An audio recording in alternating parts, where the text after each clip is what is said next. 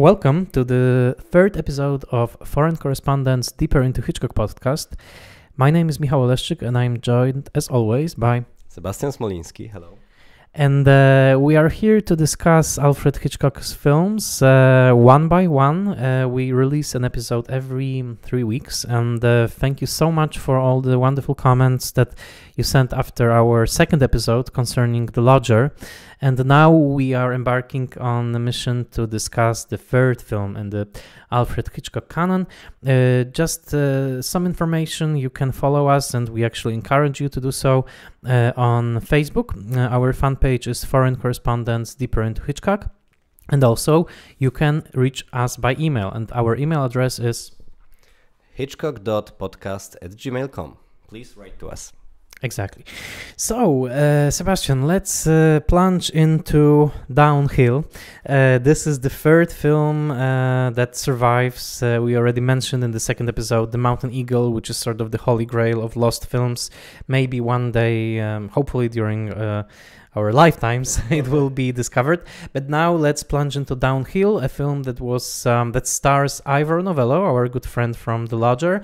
It doesn't only star him; it was also co-written by him. It is based on a play, and actually Ivor Novello is not mentioned as the writer of the screenplay and of the play in the opening credits. There's a very strange name that appears in the opening credits of this film. Literally strange. This is David Lestrange or Lestrange, if we want to have the French pronunciation. Which is a nickname of a couple of writers, right? It's Ivor Novello and Constance Collier who co-wrote the play, which was actually performed, and this is the basis, the literally basis for this film. And speaking of typecasting, Ivor Novello, who, as we remember, played the Lodger and who was suspected of being the Avenger killer, and then in the end turned out to be the perfect son and brother who wanted to avenge the killing of his sister. Here, again, plays a very good son in a way, and a character that is ultimately innocent even though he goes astray. In Downhill, the story basically is that of a college student in England who takes the blame for something that his friend has done, which is the friend led astray or probably got a girl pregnant, and our character actually takes the blame for it. He doesn't reveal the fact that he is innocent. So this is and then his life, as in the title, goes downhill. He becomes broke, then he becomes an actor, and we'll discuss everything that happens in this podcast. But first of all, we have to say, and I will just state it brutally, Sebastian, is it a good film? No, of course not. I mean, it's not a good movie, but let me start with two things which I want to comment upon, because it's our third episode, so we're discussing his third surviving silent movie, and I must say that I find it very thrilling to talk about Hitchcock's silent movies because, of course, each of us prepares. I prepare a lot, trying to catch up with writings about Hitchcock. And despite the fact that there are more and more books published about Hitchcock, of course, every year, still his silent movies are not that well researched or explored or interpreted or commented upon. So there is this thrilling element of, we're discussing it maybe not as first people on earth, because of course not, but still there is a lot to say about these movies that wasn't said, or maybe that we not necessarily know, because these are kind of like obscure articles about the silent movies. So I would say that's one of the reasons why I think it's fun to talk about Downhill, which is certainly not one of Hitchcock's best movies. And it's a movie that Hitchcock did kind of by accident, in a way, because he wanted to transfer to other film studio, other production company, and he had this, let's say, several month hiatus at his own, at Gainsborough studio. But then he decided that when this transfer became unsuccessful, he decided that he cannot just wait, and he will make Downhill, which I think he didn't like the play from the very beginning, or at least he tells to Truffaut that it was a weak play. Yes, and that's right before his move to BNP, British National Pictures, which then becomes British International Pictures. That's all true. The film. It is also very true that apparently he wasn't crazy about the film, as he states to Truffaut.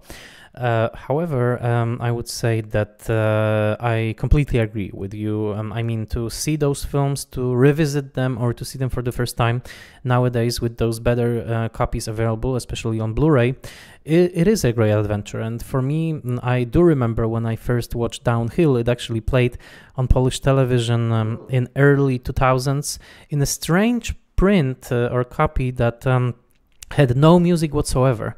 I do remember that because it was very strange to watch this film on television with no accompaniment whatsoever. And this was the print that ran only 90 minutes. Nowadays, you can, and this soundless, truly soundless print is still in circulation. You can get it on DVD in the British Hitchcock box set that came out, I guess, 10 years ago. However, don't get that box set if you can, because you should really get the Criterion disc of The Lodger, because on that very disc you have Downhill. It's as an extra, so it's really a double bill disc, I would say. And this print runs 110 minutes. So if you want to see Downhill, it's well, let's say glory, then definitely get the Blu-ray, the Criterion Blu-ray of The Lodger, and then you can see it with a new musical score composed by I'm trying to look, Neil Brandt did the score for Downhill and for The Lodger. So yes, it's a perfect way to revisit those films, to see them. We also recommended you the book by Charles Barr, English Hitchcock. There's another book called Silent Films, actually Alfred Hitchcock's Silent Films, by Mark Raymond Strauss. I cannot really recommend that book. I mean, it does have its merit, but it's not that good. If you want to read something, you should stick to Barr and to other sources. Also, Sebastian, what sources on silent Hitchcock and on Hitchcock in general would you recommend? Because I guess this is our third episode, so it's a good moment for us to recommend to some of our listeners some valuable reading on Hitchcock. So reveal your readings. Like what did you read to prepare for this episode on Downhill, and who in general would you recommend to read on Hitchcock's early films?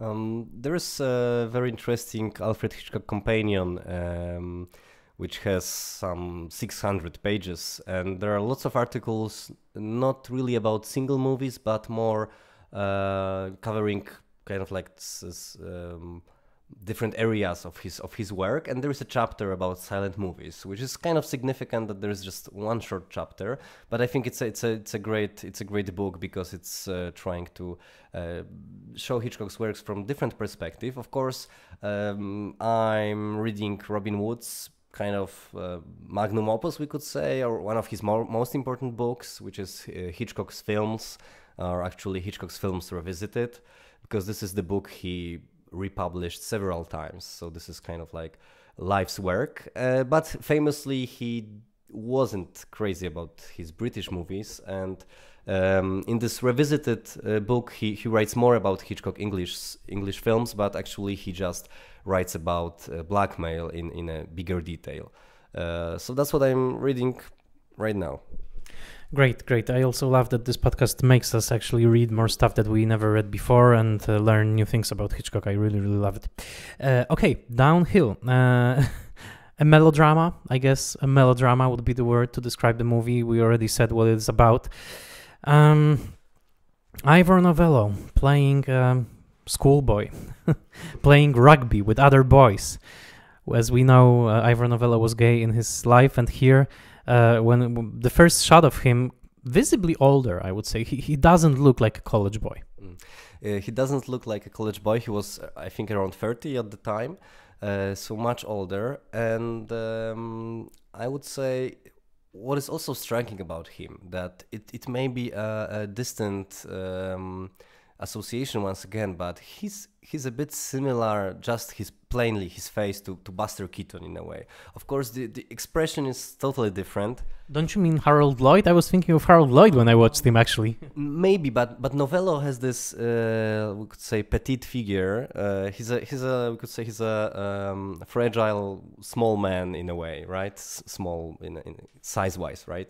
So I had this. I know it's a strange feeling, but I had this feeling he's kind of a Buster Keaton character. But of course, his acting style is totally different. But the first minutes of the movie remind me of college comedies that both Harold Lloyd and Keaton did, right? Like The Freshman, for example. And College by Buster Keaton. So we had this silent. It's a bit of a slapstick world, but I think Hitchcock didn't do it that well. I mean, he wasn't a director who could indulge in silent slapstick. Well, I absolutely agree, but also we have to remember that this is a British school, so it's very different visually from those American colleges that we know, for example, from The Freshman, which brings us to the incredible presence of architecture in this film, because this whole Gothic campus that they are at, it's definitely not American, it's definitely British, and they are moving through those spaces, and it's not a surprise that Hitchcock is sensitive to architecture, but they are moving through those very ecclesiastical like spaces, like those corridors, the Gothic. It's like they're living in a cathedral almost. And it's interesting that you mentioned that, because there is some comedy. It's like, it's not Porky's, but it's like a little bit of this adolescent sexual comedy that unravels, beneath this respectable surface. And especially the moment when Hitchcock, who himself attended Jesuit school, presents the canteen and the meal being served to the boys. It's not an integrated school, it's only men, and the meal is being served, and there's actually a title that quotes a prayer in Latin, so it's a Latin title, so something for Catholic Hitchcock that he knew. This is pre-Vatican II church, so it was all in Latin, and there's also a nice moment when they are praying, and the girl who will bring so much trouble to the boys, first of all, one of the boys will bring much trouble to her, is actually nudging the guy with her shoe. So she's sort of like, taking him away from the world of prayer into the world of sex, which made me think of a little bit of this prayer scene in Pleasure Garden when the dog licking the girl's feet. Again, it's prayer and feet, like as the sort of sexual element. And then there's this sort of strange party scene, like the party at the back of the store, the two guys and the girl, this beads, the sort of partition with the beads, and they are playing records. It's like a small orgy scene, I would say. Yeah, I mean, Hitchcock really, in both in The Pleasure Garden, in The Lodger, he was really into, I think, ménage à trois, right? It's, of course, it's a convenient tool, just to show three characters competing with each other. In this case, it's like two boys competing for a girl, or maybe not really competing. It's like she really likes Ivor Novello. I mean, who wouldn't? He's really shown as a very cute boy and a very lovable guy, and he will become captain of the team, of the rugby team in the next scene. So right, and there's beautiful image, because they are their silhouettes are cut by the light which comes from the store, and they almost kiss in this scene. But once again, this is the way this movie is plotted is really strange, and it really doesn't adapt too much, I would say. But I want to comment also about the scene with a boy, because once again I had this feeling in The Lodger that there are these Chaplin touches, which of course maybe in my eye, not in Hitchcock's eye, but there's this very nice scene when the Ivor Novello is kind of playing this shop clerk, and he's selling a boy some chocolates at a very cheap price, and he's creating this kind of magical world that you can, for a dime, you can buy, like a big box of chocolate. And I also find it kind of Chaplin-esque. I wonder if it was conscious on Hitchcock's part, but maybe that's not most important now. But certainly he creates Novello as this very lovable guy, someone that we want to emphasize. But maybe later I will say that I had some problems with this hero's construction. Yeah, I would agree. It's a quite warm scene. I wouldn't say it's as warm as a Chaplin moment, because I guess in Chaplin the boy would be adorable. Here the boy is sort of like a street urchin and he's not likable. But probably the boy also reflects, and the whole setting reflects, some kind of a recollection of Hitchcock's milieu where he grew up, because this is after all a store, and Hitchcock grew up as a grocery owner son, so he would be often behind the counter, and also I guess the Hitchcock probably identifies with the hungry boy who wants sweets, because as we know, Hitchcock loved food and was quite conspicuous about his gluttony. So there's a lot of that. There's sort of this also prankish side that, again, one day we will discuss on this podcast, those nasty jokes that Hitchcock did to other people. And here also, like the guy in the canteen spitting with I guess it's peas or something, and hitting people, or throwing the stuff into their drinks. There's this whole side to Hitchcock that's not very appealing. It's sort of mischievous, but in a sadistic way. But yes, the whole seduction, I guess, scene, this ménage à trois, as you said, is interestingly put. There will be more interesting, strange menages, I would say, in Hitchcock's film later. I mean, in a way, whole Rear Window is a way of a menage, and Rope and other films. Well, we'll go into that later on. But I mean, I think that the movie didn't age well. We will discuss some sequences that are still standouts. But because it's such a Victorian melodrama, I mean, the whole notion of this guy taking the blame for his friend, not to betray the friendship, it's almost like this monomaniacal, almost like Conradian sense of honor that you cannot, like Lord Jim or something like that you cannot, betray your friend, even though the friend is a louse and maybe he raped the girl or he only got her pregnant. We don't know that. It's actually not revealed. But then, the guy goes to the very lower depths of humanity. He becomes a gigolo. Like, what did you think of those moments when he's revealed as first an actor and then a gigolo, playing dancing with older women? I would say it's kind of embarrassing. These are, as we could say nowadays, like these cringe moments.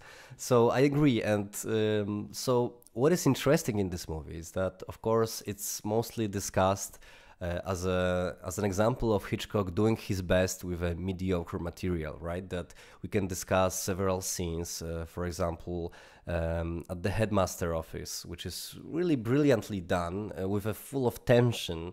But what I find funny is that this tension surrounds a very simple scene in a way. So like, it's almost like if somebody was about to be shot or killed or strangled in that scene, but it's just a simple conversation, which of course ends very badly for the hero. But still, I think that the means that Hitchcock uses are a bit over the top. But on the other hand, it's time of his experiments, narrative, stylistic experiments.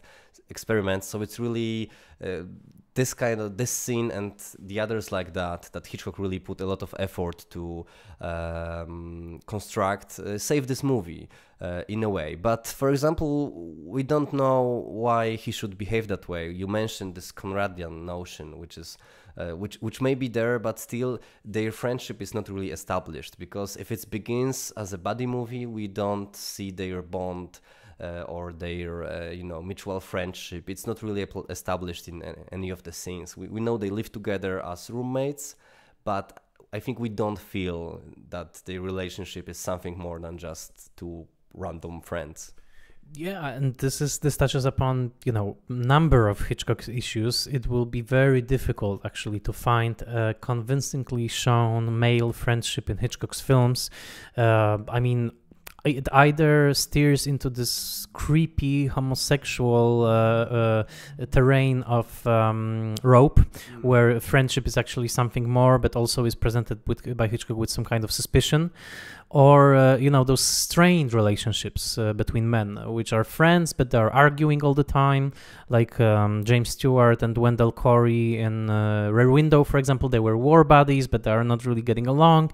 So it's very interesting that you pointed this out, because actually, yes, this is true. This friendship is not believable here in this film, and it's much more often than a true friendship is being shown in Hitchcock between a man and a woman. The woman is usually desexualized in such friendship, like Scotty and Barbara Bel Geddes in Vertigo, for example. But no, it's very, very difficult to find like actual male friendship in Hitchcock, and this is a huge problem that you pointed out. We don't believe in the friendship, so then this huge sacrifice that he makes for this friend, I mean, it's very Victorian, but it's very unconvincing, I think, even on Victorian terms. So this is one thing. But as we said before, and as you indicated, there are those brilliant moments, those little touches. For example, the scene with the headmaster, as you said, like with the moving camera and, setting up of suspense. For me, I guess one of the really interesting things about the movie and also moments is the uses of architecture and space. Like the Ivor Novello character, Roddy Berwick, he's thrown first into this Gothic architecture, then he's in the sinful architecture of the city. But also there's this fantastic scene, and I don't think it's discussed enough, even in the books that we read. The scene when the whole place where the dancing is taking place, the gigolo place, suddenly sunlight comes into the whole ballroom, and all those older women and older men who basically have been like playing with their lust are suddenly exposed by the sun, and the character looks at them and they are pathetic, those old bodies, like it's almost like a Bosch painting, of those cringing old bodies, very Catholic imagination again, like this, almost like a dark room that suddenly becomes illuminated. So that tells you also something about Hitchcock's notion of sensuality, of sin, that it's all a sinful place, people are ugly and engaging in their instincts. It's one of those moments that really reveals Hitchcock's visual thinking. Yes, it's like bathtub scene from The Shining, where the woman turns out not to be the 20-year or something. So yes, you're right, but also, so it's brilliant from, let's say it's brilliant from director's point of view, or like the film technique point of view, but also this movie, and we must say that because it's really shouting at you, it's really offensive towards women. It's basically, it's almost unbelievably offensive, because you mentioned it's a melodrama. I would say it's also this kind of Bildungsroman. So the story about a boy growing up. He abandons his, let's say, warm, sheltered life in this convent-like school, and he goes out into the world to experience different things. And he experiences... he goes through different situations with women, but all of them are really nasty. And the scene you mentioned, it's really striking, the way they are kind of the women in this ballroom are turned out to be ugly or older than they are. But also, when you think about it nowadays, it's hard to imagine that somebody would do a scene like that and not be considered someone who's, like, for example, ageist, right? Absolutely, yes. This is a very misogynistic film. Also, the older women that are sort of preying upon young Ivor Novello's flesh are shown as those old crowns. They are really ugly, and they are sort of punished by Hitchcock for their sexual desires by this very ungainly presentation. They are really unappealing to look at.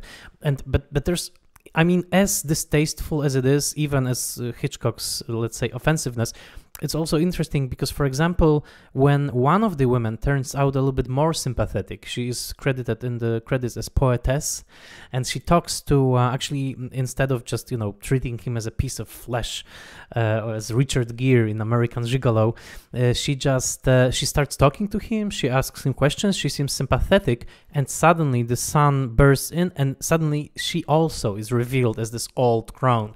So, yes, and then in this very showy sequence of delirium, all those women come back and they're laughing at him. And it's basically, I mean, given that Ivor Novello, was a homosexual, it's almost like, although the play was co-authored with a woman, but it's also like the whole play presents this very unflattering portrait of womanhood, and also of his wife who eats up his inheritance and then chews him up and leaves him on the side. So it's almost like he goes from this very male world of the playing rugby with the boys, and then he experiences everything that's terrible, and this is due to women. So he's in the very last scene, he's happy again under a pile of friends.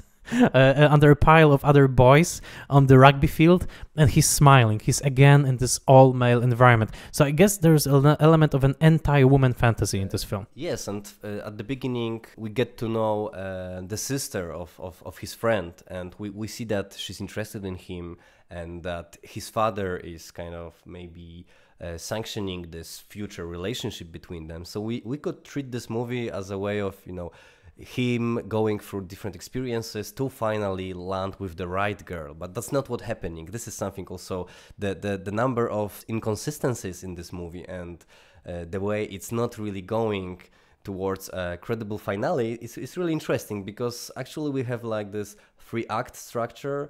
So suddenly, he wakes up after his, let's say, humiliation and after his father's rejection. And father it's a fascinating figure in this movie, because he's very, very strict. So in The Lodger, we had mother who at her deathbed was saying to him that you must avenge my daughter and your sister. So we had this maternal figure, which was frightening in a way, because it's really, I would say it's terrible when somebody gives you this burden at your deathbed, right? So the mother figure in The Lodger is really ambiguous, and here we have the father who doesn't trust his son at all. The actor is Norman McKinnell, and he's really using his facial expressions to show that he's a very very strong paternal figure. And it's, once again, I don't find it credible, even if we count that Victorian upbringing was strict, right? I don't believe that a father who in the first scene is complimented by the headmaster that you must bring us more sons like your son, right? So he should be proud, and then it's just one gossip and suddenly, or one situation, and he believes that his son is a villain, actually. So that's also not really credible, and it ends this first part of the movie, and then we come to this the first scene of the second act, which is very cleverly made. Yes, the only thing I would add is that the whole notion of Victorian melodrama was sort of to over stress and sort of literalize all the moral rules of the society. So here we cannot understand this film, even in its imperfect form, when we don't take into account the Victorian notion of honor and of purity, right? So if we do take it into account, it's possibly a little bit more credible for a father to behave in this way. But even though, I mean, this film is highly literal, I would say. It's probably the most literal use of a title in a film by Hitchcock, because there's this famous scene when he literally goes downhill, the Ivor Novello character, and here Hitchcock uses the London Underground, and the Novello walks onto the escalator, and the escalator in a very long shot. It's almost, like I don't know, Tsai Ming-liang shot, that he actually goes down the escalator, and we see him receding from our look into the pit. So this is the very, very literal sort of Catholic Christian, Judeo-Christian image of someone being engulfed in a abyss. So this is and this actually Hitchcock was sort of coy in the conversation with Truffaut by saying that, this is a very naive shot, there's something like that. But it is naive. It's also quite striking. It's memorable. This is actually the only shot that I remember from the entire film from many years ago when I watched the film. This was the only shot that I remembered. So everything else I forgot. So it, I guess, in its very literal way, it works. But do you see this film, especially knowing that Hitchcock was sort of in transition between one studio and the other? Can you trace any laziness here, or do you think that Hitchcock is like this professional director who, even given the silly material, he gives it his best. He really invests himself in it. Well, I must say I don't see laziness, particularly when we consider, this is maybe something interesting for our listeners, that if we consider that Downhill in its current version is 110 minutes, then it's the longest Hitchcock movie up to Rebecca and Foreign Correspondent, actually. So it's really long, and of course for us nowadays to watch a silent movie which is not very good and it's almost 2 hours, it's a challenge. But I think for not only for Hitchcock fans but for people who just like to observe, the mise en scène, there is a lot to. This movie has a lot to offer. So I think Hitchcock really probably, maybe it's not my opinion even, but if we say that Downhill is exercise of a director who just wanted to make better and better movies, then of course it's very interesting. And you mentioned the architecture, which I want to come back to that, because if we say that this going down the escalator is naive, then images of him, in a desolate space, they're not really naive. In this at the campus, school campus, he's shown as a single figure. He's the only one going in the corridor, and it's really striking. It's really this kind of this massive walls surround him. So I would say it's a very effective, simple and great way of showing his maybe not loneliness but his alienation and solitude in this scene. So it's a very visual movie, and it's funny because we know it's based on a play, but it has much less intertitles than The Lodger, and I think Hitchcock is using intertitles only when he wants to separate one act from the other, and in a really random occasions. So there is really little dialogue, and I think it's even sometimes not that easy to grasp the meaning of some conversations, because he's really not showing us the intertitles. And I think I like to watch silent movies, so I'm a bit accustomed to this style, to this language, and I think that more typical production would have more intertitles. I agree, and also I agree about the use of architecture. When he leaves the school, he's completely by himself. There is no one else in the entire lawn, so he's by himself in the corridor, he's by himself on the lawn, he's by himself on this escalator. There are no other people in London underground, so it's all Hitchcock setting up the scene.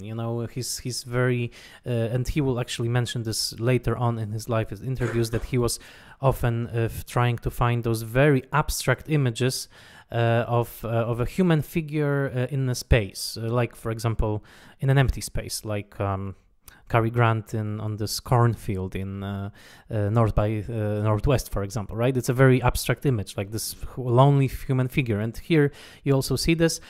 There are also those playful uses of camera that I think that he was actually having fun on the set devising. They are not easy to execute, like this sort of fake shot when we first see Ivor Novello in a suit, in a very elegant suit, and we think, oh, probably he has money again. Then the camera is receding and we see, oh, he's a waiter, and then the camera is receding even more, and oh, he's actually playing in a play on a stage. So Hitchcock is playing with us in terms of presentation. And also this whole delirium scene, which as for example Charles Barr points out in his book, is it's delirium without blurry images. It's only montage, dissolves. I don't think the delirium is very effective, I would say. I mean, for me it didn't convey like this his fear that much, but you can see Hitchcock at work, and you can see him thinking out ideas, and you can see that he's a purely visual filmmaker. He often made this comment about silent cinema being the purely visual form, and he is almost like he's a visual designer. He's thinking in terms of visual design and not, as you said, titles. I mean, he likes to set up those elaborate, beautiful shots Last time we talked about The Lodger, every time he places, for example, the dead bodies on screen, like the dead body of the girl at the beginning, it's always a striking composition. So I think this film, again, a weak story, but it reveals Hitchcock's striking visual sense.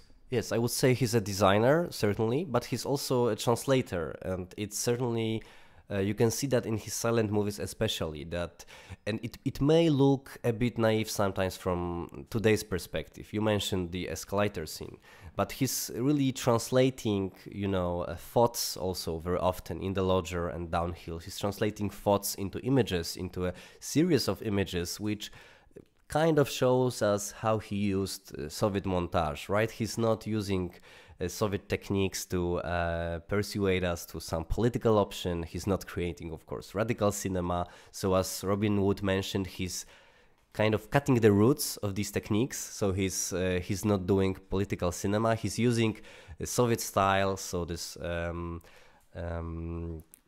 collecting different images and making some kind of rhetoric out of them. He's using that to the bourgeois means, which is funny because that's the way of subverting Soviet style in a way. And you can see that in Downhill, and this the delirium scene. Maybe it's not fantastic, but certainly it's very interesting that he did it without this blaring or showing the transition, because in Spellbound, for example, we would have a lot of that. So in the 1940s, in Spellbound, in his Hollywood movie, the Hollywood style will be so well established and that strong that he would have to show the transition. But in this case, he can still experiment.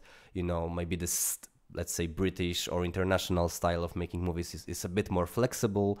So I would say you feel something fresh in this movie. And in one way, it really moves me, like maybe even a bit personally, because it's, once again, we didn't say that of course it's you can tell from the description of the plot that it's a movie about a man wrongly accused once again. So there is this strong feeling of guilt that he has to somehow manage, and I found this part convincing, that it's a kind of this another tormented hero. Maybe that's my view of Ivor Novello as this very fragile man. But what is really starts to be really irritating in this 110-minute movie is that the protagonist doesn't have a lot of agency, and I think it's very frustrating for the viewers nowadays, and that the movie could really would be much better if this character would be more active. Yes, absolutely. But also I think this story couldn't happen nowadays because the Victorian morals are no longer here, and really it's difficult to establish what means to fall into disrepute nowadays. I mean, here you have very clear signifiers of disrepute, something like, this strange bar somewhere in Marseille, and it's all very clear way of indicating the social fall. Nowadays it's much more complicated, I would say. What does it mean to go up and down? Here, downhill is very clearly indicated. What does it mean to go downhill? I agree, and I guess by means of closing this episode, I would say that even in those, and we will have some movies ahead of us, especially in the silent period, that are not masterpieces, but are, again, interesting, and we are not leaving 1927 yet, because there are 4 films made in 1927 by Hitchcock. Downhill opened in May of 1927, and in the next episode we will discuss Easy Virtue, which opened in August 1927, and then there will be 2 more 1927 films. So we have 4 films in this year, and next time it will be Easy Virtue with Isabel Jeans, who actually played a part in Downhill. She played Julia. Isabel Jeans will star in Easy Virtue as Larita, and we will see what's that story all about next time. So we hope you enjoyed our discussion of Downhill in the 3rd episode of our podcast, and please tune in, listen to us on Spotify, on different platforms, and also follow our Facebook fan page. And our podcast is, and we are, Foreign Correspondents. Deeper into Hitchcock. Thank you very much, and let's keep in touch.